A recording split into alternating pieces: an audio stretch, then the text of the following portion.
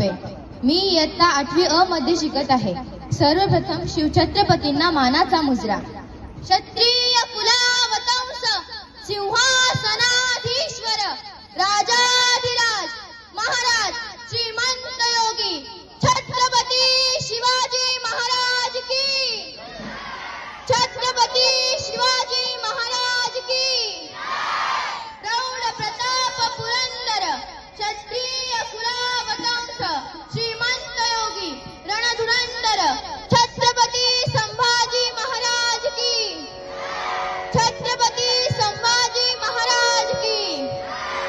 महाराष्ट्राचे आराध्य दैवत भूपती नृपती पृथ्वीपती परमप्रतापी प्रगल्भ बुद्धिमान विज्ञाननिष्ठ जगविख्यात विश्ववंदनीय राजाधिराज योगीराज श्रीमंत योगी छत्रपती शिवाजी महाराजांना या जिजाऊ लेकीचा मानाचा मुजरा. छत्रपती शिवाजी महाराज की हे शब्द कानावर पडतात ज्यांच्या मुखातून आपोआप जय बाहेर पडते, रक्त सळसळते, छाती अभिमानाने फुलते. अशा मराठमोळ्या बंधू आणि भगिनींनो, आज मी येथे अशा एका महान पुरुषाची गाथा आपल्याला सांगणार आहे ज्यांचा तुम्हालाच नाही तर संपूर्ण देशाला अभिमान आहे. विजयसारखी तलवार चालवून गेला, विजया छातीने हिंदुस्थान हलवून गेला, वाघ नखाने अफजल खानाचा पुतळा फाडून गेला, ज्याला स्वर्गात गेल्यावर देवांनी सुद्धा झुकून मुजरा केला, असा मर्द मराठा शिवबा होऊन गेला. आज या भूमीत जन्म घेतलेल्या मुलाला सांगावे लागत नाही की छत्रपती शिवाजी महाराज कोण होते, कारण जन्मताच इथली माती त्याच्या मनामध्ये शिवरायांचे नाव कोरून ठेवते. कोण होते शिवाजी महाराज? असे कोणते काम त्यांनी केले की आज 350 वर्षे उलटून देखील त्यांच्या नावाचा जय जयकार करण्यात येतो? मित्रांनो, इथल्या लोकांना तर सोडाच, पण इथल्या दऱ्याखोऱ्यात जाऊन जरी विचारले शिवाजी महाराज कोण होते तर ते सांगतात, रुद्राचा अवतार तो वाघाचा ठसा होता. रुद्राचा अवतार तो वाघाचा ठसा होता. विचारा त्या सह्याद्रीला आणि विचारा त्या सागरी लहरींना माझा शिवबा कसा होता तो माझा शिवबा. खरं तर शिव छत्रपती हे नावच असं आहे की त्यांच्या नावातील प्रत्येक अक्षरे त्यांच्या कार्याची पराक्रमाची महती सांगणारे व प्रेरणा देणारे आहे. छ म्हणजे शिवरायांच्या अंगी 36चे बळ होते. त्र म्हणजे त्रस्त मोगलांना करणारे. प म्हणजे परत न फिरणारे आणि ती म्हणजे तिन्ही जगात जाणणारे. शिस्तप्रिय जिजाऊचे पुत्र, महाराष्ट्राची शान, हार न मानणारे राज्याचे हितचिंतक, जनतेचा राजा म्हणजे छत्रपती शिवाजी महाराज होय. एकेकाळी आम्ही जनावरांसारखे जीवन जगत होतो. आमच्या अन्नधान्यावर तर सोडाच, पण आमच्या देहावर देखील आमचा अधिकार राहिला नव्हत्या. जनावर आणि माणसं तर दूरच, पण इथल्या मंदिरातील देव देखील सुरक्षित राहिले नव्हते.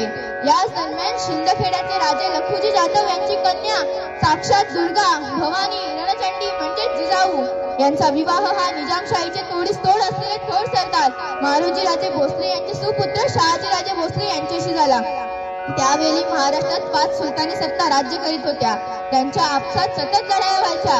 यात असंख्य मराठी सैनिक नाहक मारले जायचे आणि अशा परिस्थितीत महाराष्ट्राच्या भूमीत हवा होता एक पेटता अंगार. अखेर ती वेळ आली. सह्याद्रीची गर्जना झाली. फाल्गुन वद्य तृतीय शके 1551. 19 फेब्रुवारी 1630 रोजी जिजाऊची पुण्याई फळाला आली. कारण जनतेचा पोशिंदा राजा शिवबा जन्माला आला. माझा राजा जन्मला, माझा शिवबा जन्मला, दीनदलितांचा कैवारी जन्मला, दुष्टांचा संहार जन्मला आणि कित्येक वर्षापासून अंधारात चाचपडणाऱ्या या महाराष्ट्राच्या माथ्यावर जणू प्रकाशाचे किरण पसरू लागले. शिवराय जिजाऊंच्या संस्काराखाली हळूहळू वाढू लागले. जिजाऊंनी शिवरायांना सत्यासाठी न्यायासाठी लढायला शिकवले. शूरवीरांच्या गोष्टी सांगितल्या. जर कोणी चुकत असेल तर त्याला सत्याची वाट दाखवा आणि जर कोणी रडत असेल तर त्याला मराठ्याची जात दाखवा, अशी शिकवण जिजाऊंकडून शिवरायांना मिळत गेली. भोल्या बाबड्या जनतेला गुलामगिरीतून मुक्त करण्याचा दृष्टिकोन जिजाऊंनी शिवरायांसमोर ठेवला आणि म्हणून म्हणावेसे वाटते, थोर तुमचे कर्म, जिजाऊ तुझे उपकार कधी फिटणार नाही. सूर्यचंद्र असेपर्यंत नाव तुमचे कधी मिटणार नाही. सूर्यचंद्र असेपर्यंत नाव तुमचे कधी मिटणार नाही. कसे असेल ते राज्य आणि कसे असतील ते शिवछत्रपती महाराज. शिवछत्रपती म्हणजे मावळ्यांचा मेल. शिवछत्रपती म्हणजे मावळ्यांच्या मनगटातील बळ. शिवछत्रपती म्हणजे तलवारीची धार. शिवछत्रपती म्हणजे छातीवरचा वार. शिवछत्रपती म्हणजे मनामनातले धैर्य. शिवछत्रपती म्हणजे सह्याद्रीचे शौर्य. शिवछत्रपती म्हणजे जिजाऊंचे पुत्र.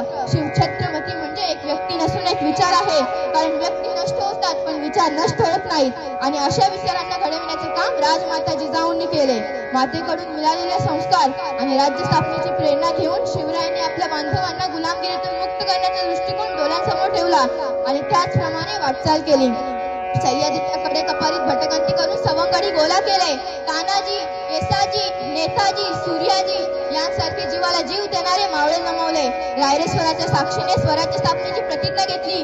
हर हर महादेवाची गर्जना असं म्हणतात मुली आणि वयाच्या 14व्या वर्षापासून स्वराज्य स्थापनेच्या प्रवासात सुरुवात केली. एक होते शिवाजी, भीती नव्हती जगाची, चिंता नव्हती परिणामांची, कारण त्यांना साथ होती मावळ्यांची आणि शिकवण होती जिजाऊंची. देशात लाट आणली भगव्या झेंड्यांची, त्यांच्या जात होती मराठ्यांची आणि मुहूर्तमेढ होली स्वराज्याची. म्हणून म्हणतात जय जिजाऊ जय शिवराय. शिवरायांनी आपले शौर्य, कल्पकता, संघटन कौशल्य, राज्य धर्मपालन, स्त्री दाक्षिण्य आदी गुणांनी गेले अनेक पारतंत्र्यात बुडालेल्या या भूमीला स्वातंत्र्य मिळवून दिले. हातात धरली तलवार, छातीत भरले पोलाद. हातात धरली तलवार, छातीत भरले पोलाद. आज 350 वर्ष होऊनही महाराजांचे कार्य, पराक्रम, विचार प्रेरणादायी आहे आणि म्हणून म्हणतात इतिहास विसरणारी लोक इतिहास कधी घडवू शकत नाही आणि इतिहास घडवणारे लोक कधी इतिहास विसरू शकत नाही.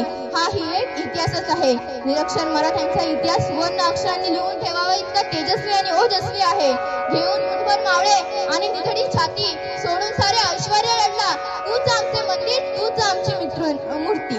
मित्रांनो, आजच्या युगात खरी गरज आहे ती शिवरायांचे गुण अंगी करण्याची, शिवरायांचा इतिहास जपण्याची, गड किल्ल्यांचे रक्षण करण्याची, परस्त्रीला माते समान मानून तिचे रक्षण करण्याची, शिवरायांचा आदर्श डोळ्यांसमोर ठेवून कार्य करण्याची, जात भेद न मानता एकत्र येऊन कार्य करण्याची.